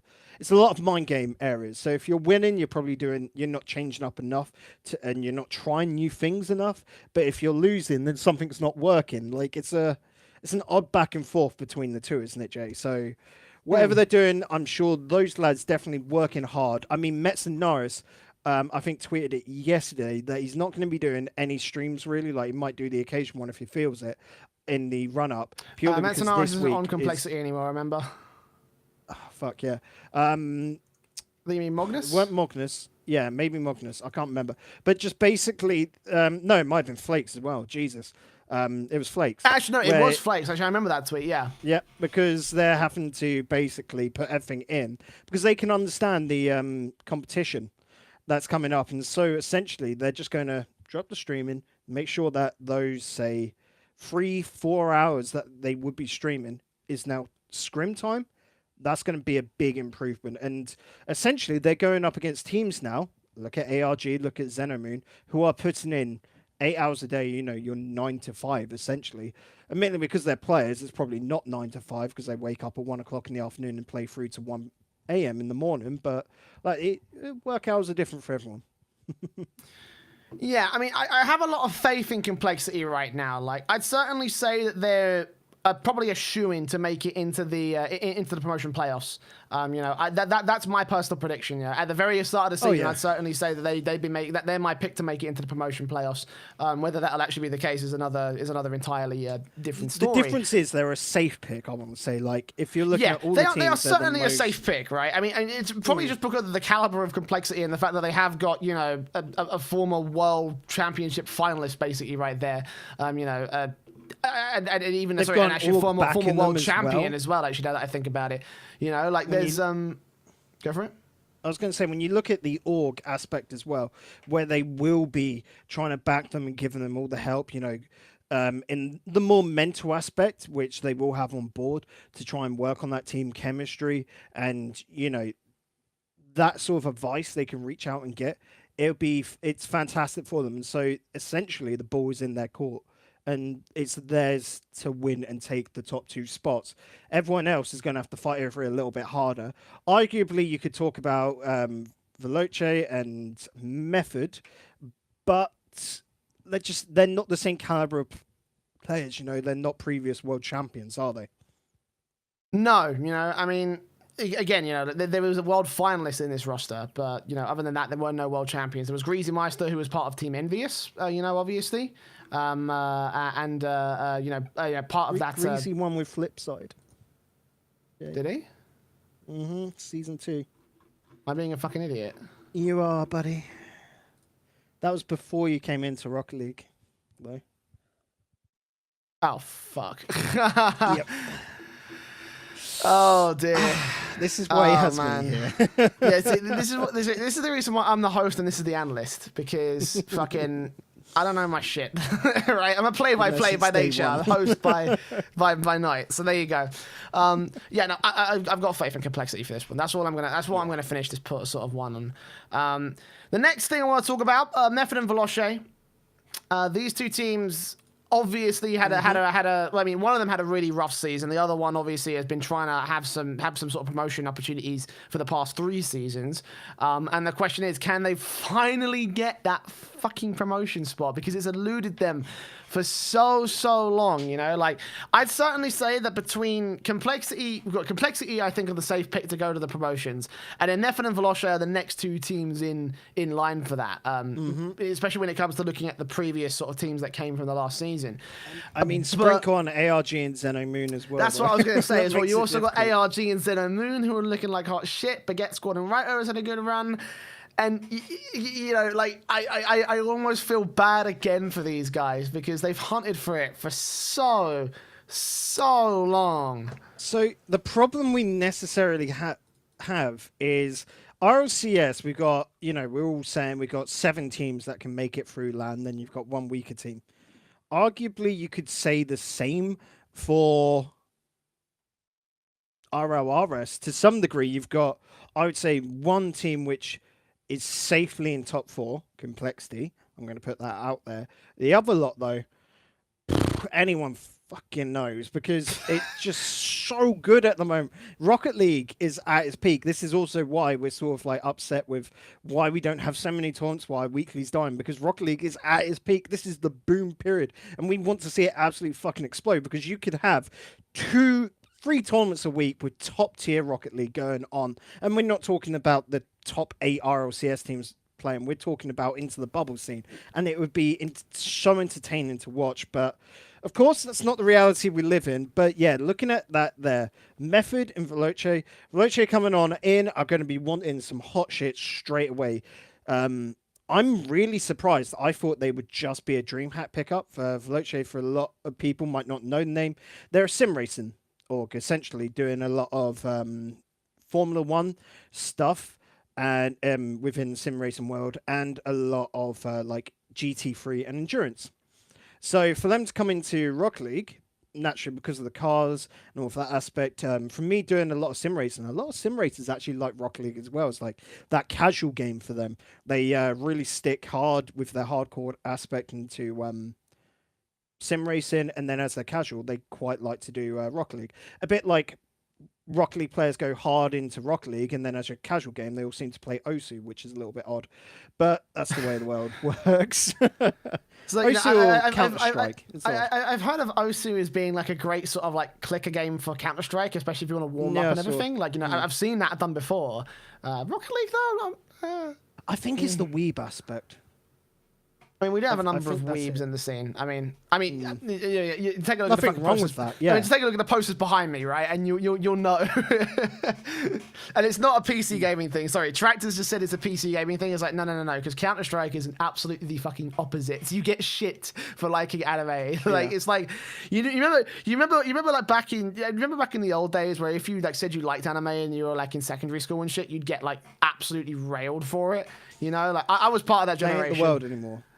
It ain't the world anymore, no. But like that is but what Counter-Strike is at the moment. Like, you know, there's only a select clique of people that enjoy anime or love anime in Counter-Strike. So it's not a PC gaming thing. It's just a Rocket League thing. Anyways. I love Havoc in chat as well. I got him to buy it 100% orange juice because you got me to buy it. Oh mate, you and McLovin don't get me fucking started on that game, right? Game. Orange. I've got to say, actually, I'll send you some Twitch clips after this of me fucking raging at orange juice because it is fucking.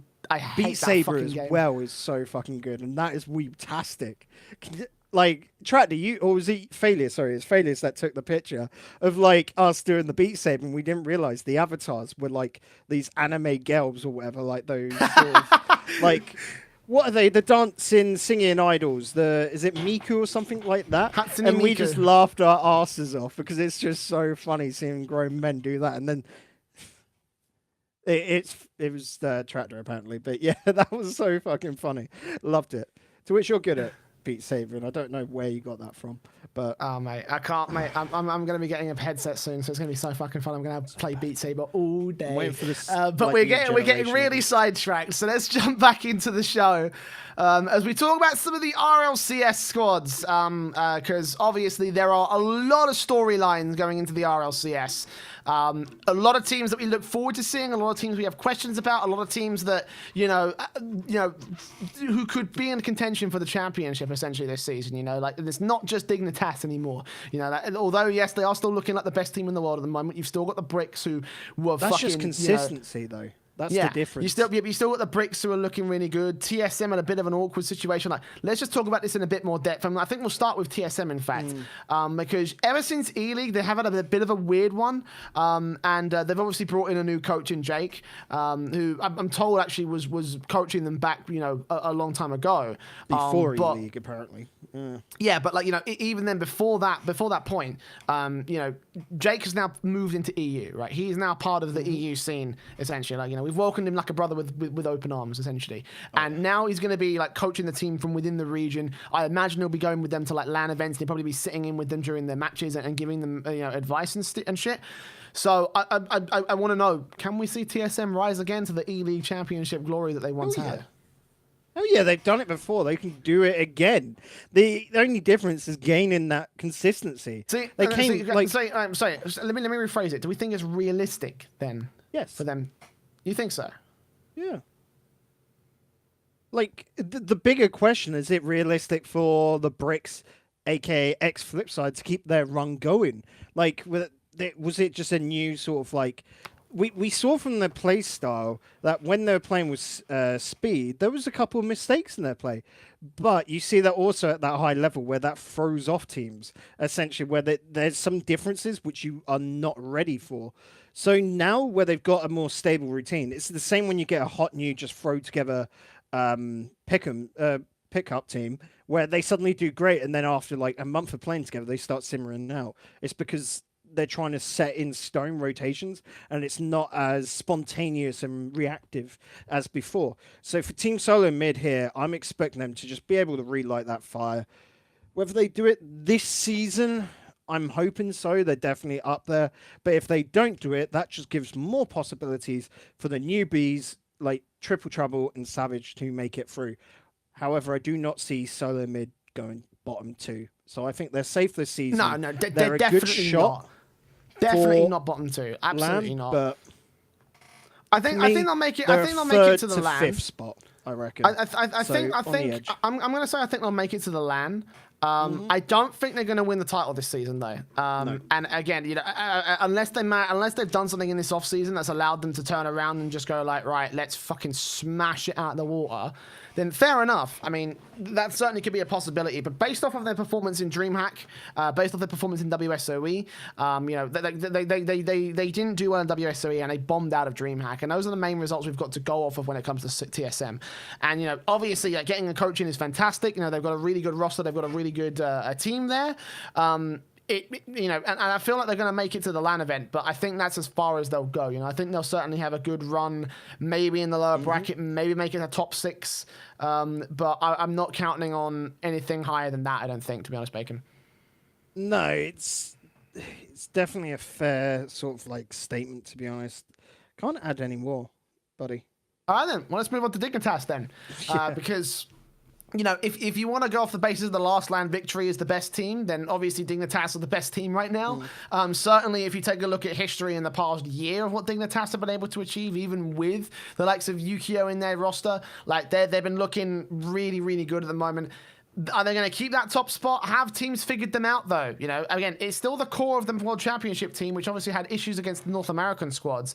And that's also my thing about the top spot as well, is that obviously you've got to factor in North America when you're taking a look at the champions. And Dignitas, they have only changed one element of their roster. So are we still going to see issues in terms of going up against North American teams? Yukio's a big change. It was all right. We saw it from Cloud9, this massive anti-EU playstyle, essentially, which we saw when they went up against the NA teams. They weren't so hot. NRG was better than them in a lot of their matches. G2 back then even had a lot of like potential, essentially.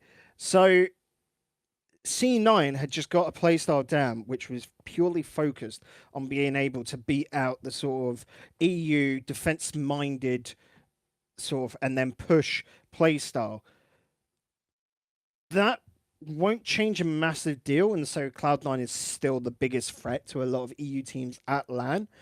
But with Yukio on that roster, I think he's strangely been an upgrade after looking at what they've been doing, purely because he adds more options in his play style. And that's only just because that's what they needed to change up. The same with like Vitality. K-Dop's been an upgrade upon Pashi. It's put them in a completely different position, but we've seen from DreamHack that sort of being able to swoop and being a lot more aggressive actually helps the team out against other EU sides, because at the moment it's still very much defense minded, hence why Savage this season could either be a make or break. I know I'm skipping around a lot of the teams here, Jay, sorry, which is ruining your plan. You have a really fucking bad habit of that, because now I've lost track of what we've covered and what we haven't. But what I'm saying, and it's coming down to the crux of playstyle, is going to be a big turning point within Rocket League at the moment, where instead of everyone following the same sort of play style of, like say with EU, a very defense heavy play style, NA tend to be a lot more possession and just pressure, and then you finally get a goal where it's more attacking pressure, whereas EU's a lot of solid defense. That's going to change up. We've got teams that are coming with loads of different play styles, so this season is all up in the air. Yeah, it's very up in the air, and Dignitas, I think they're going to be the ones that suffer as a result of that, Top I two. think. I can see them getting top 2 in league play, but again, I still have worries about the NA side, because it wasn't just Cloud9 that were outplaying them. We obviously saw Evil Geniuses have a pretty good series against Dignitas in the last World Championship, and when you take a look at the way that popped Dignitas... off, though, last championship. They still weren't able to make it but through. Again, the common theme there is that NA teams have been doing well against Dignitas right there, and I don't know how they're going to be able to deal with that when they're almost exclusively playing in the EU region. Again, it's a weird one. Like I said, EG popped off last season. A lot of the American teams make it a goal of just being able to defeat the EU side because it's like the biggest threat and all of that sort of jazz, and just how the play styles stack up against each other. But this season, Dignitas can only go down. They finished league play last season at 7-0. I see them realistically getting 5-2 this season on top of everyone. I reckon those drops are probably going to be, I'm thinking a Bricks one, because remember Flipside last season, and if it's not TSM, then it's going to be some massive upset coming out of like PSG, Triple I'm Trouble, surprised you or didn't Renault say like Renault Vitality. Vitality there, to be honest. No, that's it. That was the last one. Essentially, Renault, they're going to be a bit of a weird one, and there's going to be a great Well, fight now between Dignitas and Renault. since we're on the topic, let's talk about that because, you know, Renault Vitality is obviously just recently bringing in K-Dot from Dignitas. That's going to be a rivalry that I'm sure everyone wants to pursue.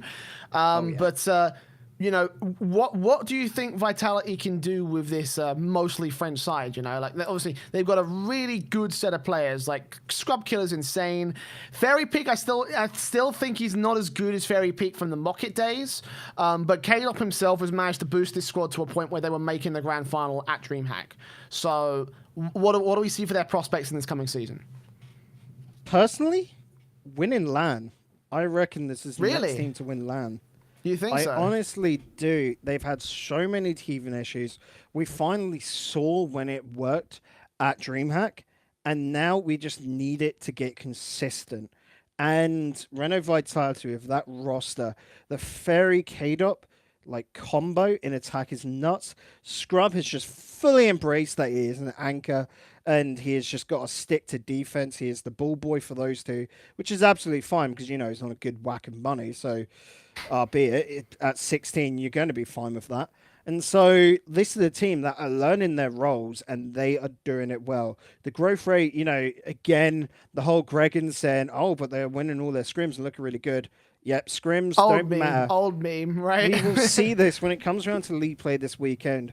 Vitality, though, from what I've heard from all the players and what it looks like a possibility, this is the next team to win LAN from EU.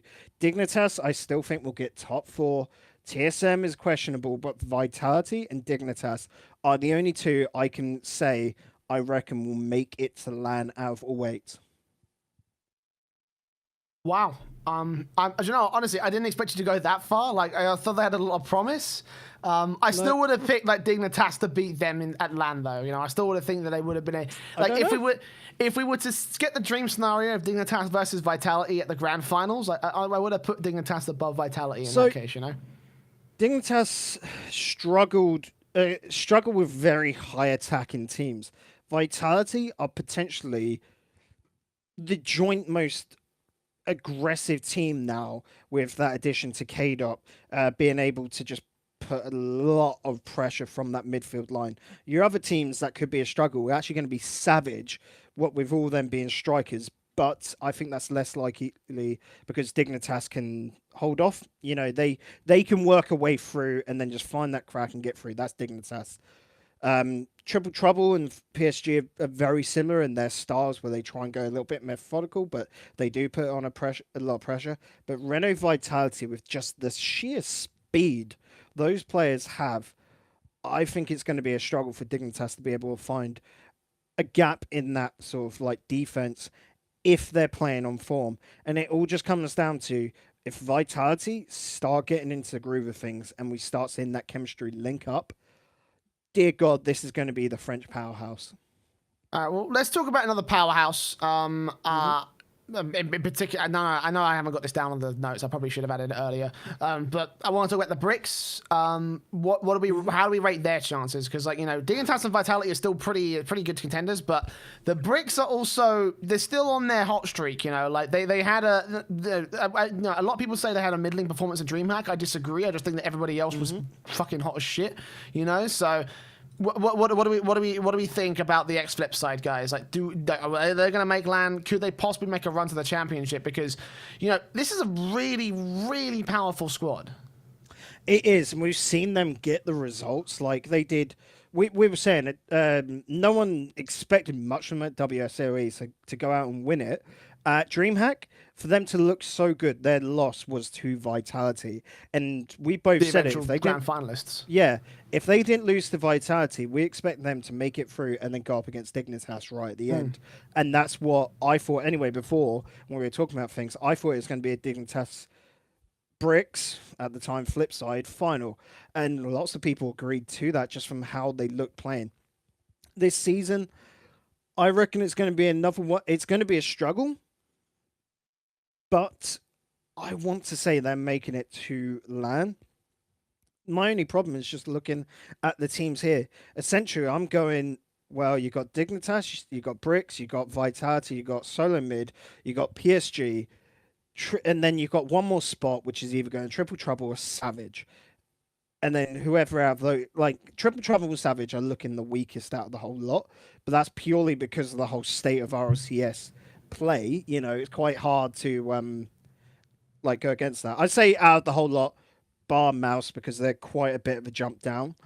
Yeah, unless they've changed things. It's been a month. I'm hoping they have, because I'd much rather 8 incredible teams than 7 incredible teams, and then the one that's just a kickover every single week. That's just competitive sportsmanship. I've got nothing against Mouse at all. Last season, you know, I absolutely fucking loved them. I'm still a little bit salty that they kicked Skyline for a lot, because that's a downgrade, if anything.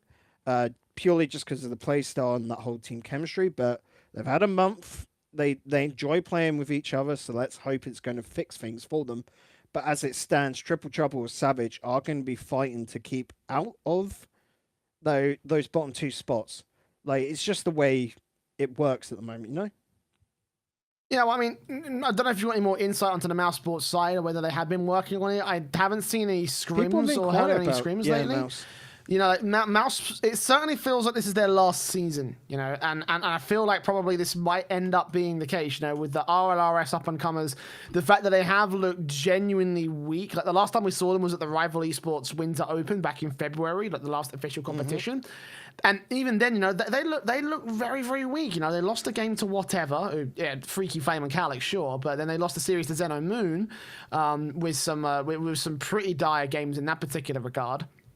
You know, from what we know and you know, what we sort of can tell 100% about Mouse Sports, it doesn't look like a squad that's just going to remain in the RLCS from my perspective. It really doesn't. Well, Mouse, yeah, losing Zeno Moon is the big one there. To me, Mouse Sports at the moment are an RLRS caliber team. It's straight up and simple, and it's not saying it's hard to put it that way, because I would say the other 7 in the RLCS are RLCS caliber teams. The problem at the moment is that there's a big jump between those 7, everyone else, and then the bubble scene, essentially. So, Fnatic back in the day, I said the exact same thing about, didn't I? Where it was like they were on the verge between the two, which is arguably the same for Mouse. And so Mouse, they're just going to be chilling in RLCS this season, but anything more than 8th, and they've done well, which is so horrid. It sounds like a diss, but it's honestly just me stating what I perceive as facts, essentially looking at just results. Well, but here's the thing, right?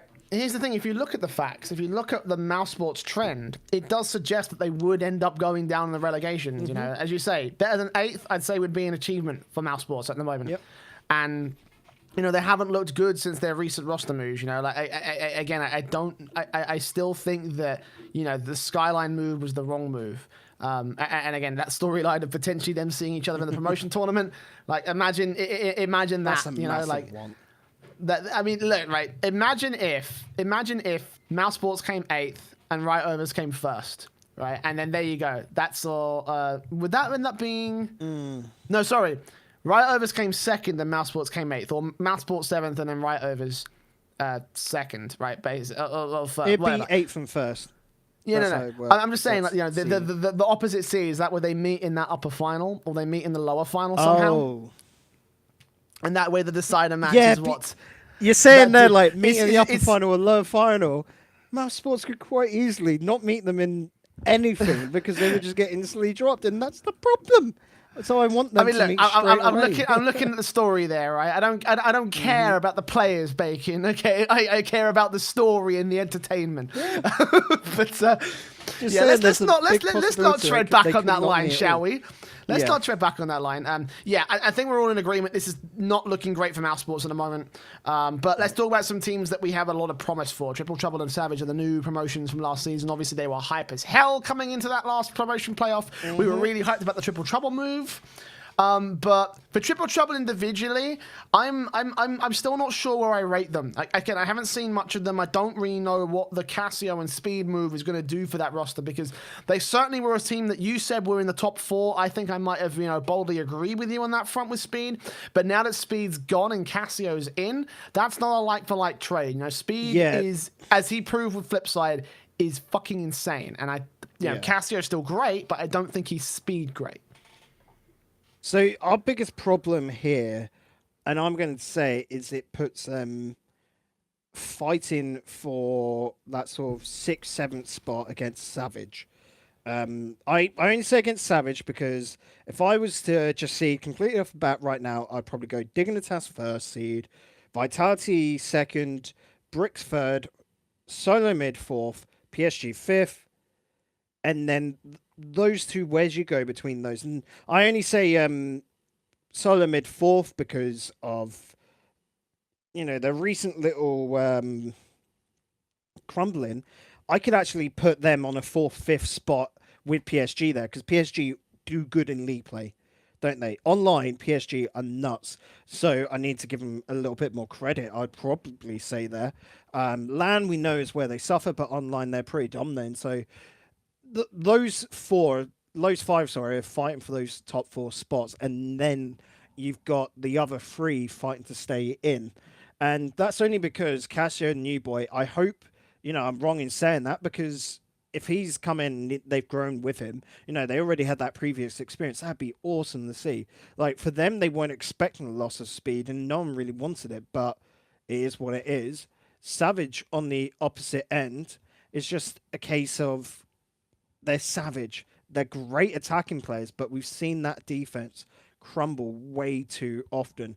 And, if it's a big problem against the bigger teams, I think they just don't have it in them. We don't know from scrims, of course, but we've seen all their sort of wins in the past have all been of RLRS or lower teams.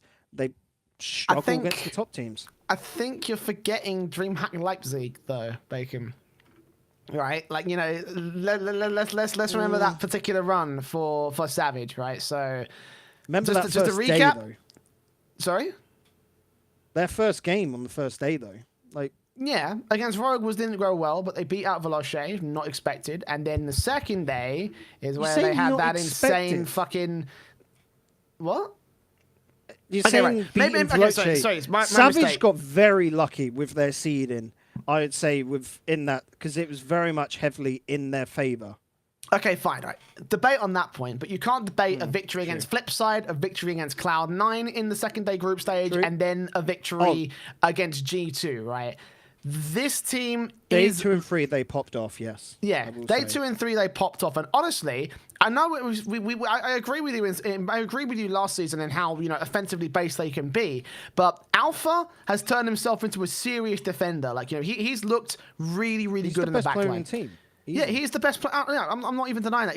I think he's the best player on the team right now. And he's a nature to adjust. Like, it doesn't matter where he is. Like, Bluey can pop off and be a great striker, but an Alpha can't quite hit that same ceiling, but he's much higher more often compared to Bluey. And he's also great at rotating and being a defender as well. And that is what's given Savage, I think, a key opportunity to, I think, go a little bit higher. Honestly, I'd say that with a good run, they could be contending for top 4. Was it just a flash in the pan? It's the only time we've seen them against the big boys, whereas with Triple Trouble, we saw them continuously, and Casio's had that time to adapt now. That's the mindset there. It's a hard one. It is a very hard one. Like, again, I don't blame you for having this kind of for having this kind of dilemma, because it is kind of difficult. And but from what at the same time, we're talking seeding, where we've already stated before, you've got 7 teams fighting for 4 spots. All 7 of them, again, because we're not counting Mouse, have I feel a good so argument. bad for saying that. Yeah, they all have a good argument for getting a spot to LAN. And it's just going to be essentially stuff like Savage always have Triple Trouble as a bogey team. So essentially throughout the season, you're just going to be like, okay, they just want to make top 6. And then they've just got to hope they don't have Triple Trouble in that first match on their side. That's just how it's going to work out. It shouldn't work out that way because of how seeding works, but that's what they're gunning for. And we've seen them get super close to Dignitas. We've seen them do really well, against Flipside, where Flipside did struggle to that pressure. We've seen Savage take down Cloud9 because Savage do not play the EU style. Cloud9 struggled super hard because they came in with an out-Americanized super attacking style that it was just absolutely mind-blowing. When Savage are getting things right, they are dominating and potentially one of the top teams in the world. The problem is we've had one result. It felt like a flash in the pan because if you look at DreamHack, look at Renegade Cup, Jay. That's my point here. It's just that, yes, they can play super awesome, incredible, but at the same time, they were a steaming hot turd in one day. And it all comes down to they need to get consistency together before I will back them for saying, good, they're going to make top 4. And that's what the first 3 weeks are going to be. I want to turn around and say, yeah, we've got Devo and Bluey, because, that national pride, of course, make it to English lads. And then Alpha, the hottest pro out there, I actually hot as in like talent name, not like in, talent. That's what I was going to say. I haven't seen a picture of him, so hold on to that for a moment. Put a little pin in that. We'll come back to it later, maybe. But that's just the case of it. Alpha is going to just have a nut season, and then one of the other teams, I can just see if one of the top dogs that are already signed don't really get anything going, they might make a change and just swoop him in, because that's the way the cookie crumbles. At the moment, we're all questioning whether orgs are going to be looking to pick up these guys just because of the uncertainty behind it. But Savage have got a good brand going. Their only problem is essentially Twitch chat during tournaments, because that can be a toxic piece of trash at times with them.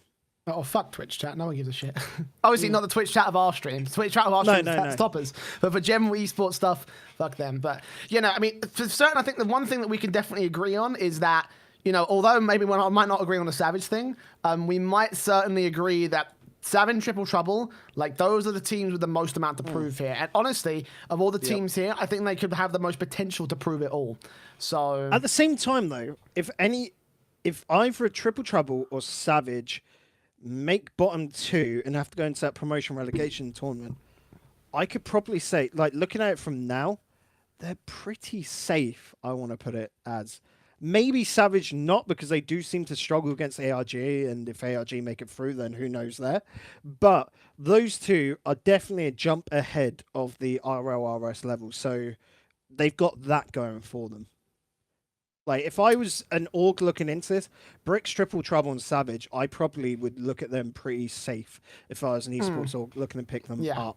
And not having to worry that you could be there okay, we're going to get bottom 2 this season, but we're going to be back for RLCS next season when there's going to be org items and we make money. Yay! Good stuff. Again, I think we can establish at least one consistent element in that particular topic. But that is all the topics we have to talk about. Unless there's anything that I missed that you want to talk about in terms of RLCS or RLRS? I know I missed out on PSG, but honestly, I think the PSG are another solid team that are going to make it, just make it into next one season. thing I'm going to be interested in is what they do with RLCS and RLRS. So with RLRS coming up, it looks like they're moving a lot of their casting talent over to RLCS. So are they going to... Did they use the Renegade Cup to sort of bleed the likes of Vodable and Squid and that sort of thing? Was that their choice there?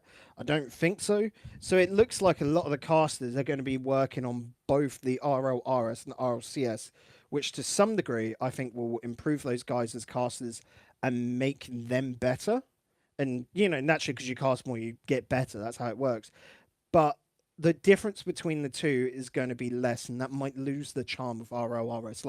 I love the different setting and just the different guys run it. So for them to be running the same across both, I'm unsure on how that's going to make me feel coming up this weekend and the following ones. Well, we'll see how that all plays out. Of course, you can tune into the RLCS broadcast this weekend and the RLRS broadcasts next weekend, where all these storylines will be taking place and we can watch every little bit of it. It's going to be a very exciting time. We're going to come back to weekly episodes on Tuesdays at 7:30 now that we have actual consistent fucking content to talk about. The off-season is over. The dry spell is done. Thank God. And with that Very being shite. said, we're going to end off with another episode of the RL Aftershock podcast. I have been the Eternal J. This has been Digital Bacon. Any final words before we send off? Just before we send off. Before we send off, thank God for RLCS, because it's the Portland Storm at the moment. Not many tournaments are going on. We've got DreamHack Dallas coming up actually in 2 weeks' time, I do believe, with their qualifiers. So that'll be an exciting one. But yeah, at the moment, everything else is dried up. So let's hope that changes. Indeed, we do. But again, coming up this weekend it should be, is the RLCS, and again, you want to be watching that shit. But until that point, you can follow all the standard social medias at RLAftershock on Twitter, twitch.tv/RLAftershock to get the latest and greatest from the podcast. And of course, you can follow us on the audio versions on Twitter, iTunes. I don't know why I said Twitter there. That was fucking stupid. iTunes, Spotify, Google Podcasts, and your other platforms that you can go ahead and follow at anchor.fm/RLAftershock to get your favorite listings or request your own. That's going to be it for this week, however. And again, we want to thank you very much for watching. We'll see you back here next for even more of the Aftershock.